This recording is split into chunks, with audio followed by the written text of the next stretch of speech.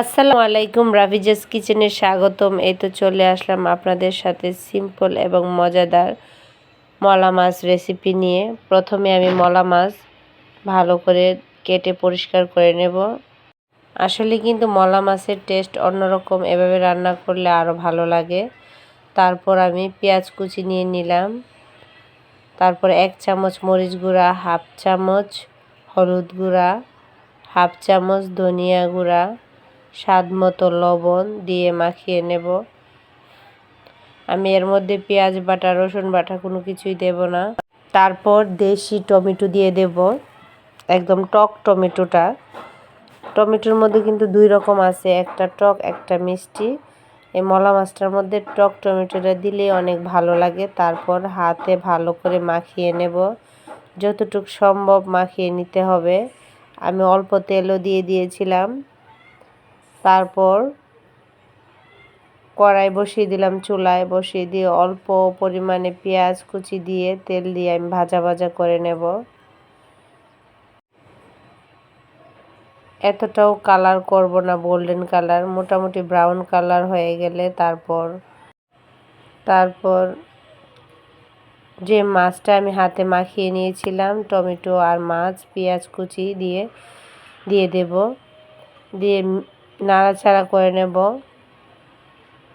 পেঁয়াজ আর তেলের মধ্যে 1-2 মিনিটের মতো কষিয়ে নেব।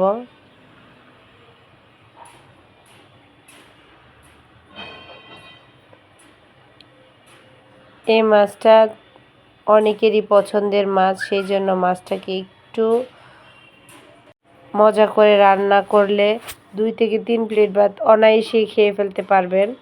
তারপর আমি মশলাটা আর মাছটাকে ভালো করে কষিয়ে নেওয়া হয়েছে। এই মাছটা এতটাও কষানো যায় না, তারপর যতটুকু সম্ভব কষিয়ে নিলাম। নিয়ে অল্প পরিমাণে 1 থেকে 1.5 কাপের মতো আমি ঝোলের পানি দিয়ে দিলাম, দিয়ে ঢাকনা দিয়ে ঢেকে দেব। ঢাকনা উঠিয়ে আবার নাড়াচাড়া করে নেব। এই তো নাড়াচাড়া করে নিচ্ছি। তারপর কাঁচামরিচ কুচি দিয়ে দেব, তারপর ধনিয়া কুচি দিয়ে দেব, দিয়ে ভালো করে নাড়াচাড়া করে নেব।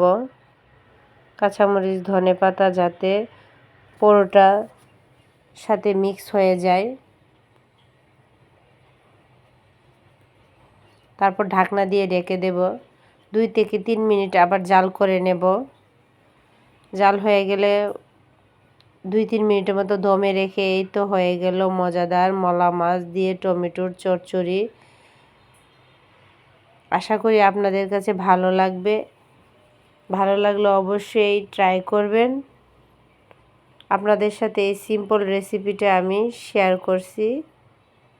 সবাই ভালো থাকবেন, সুস্থ থাকবেন। আল্লাহ হাফেজ।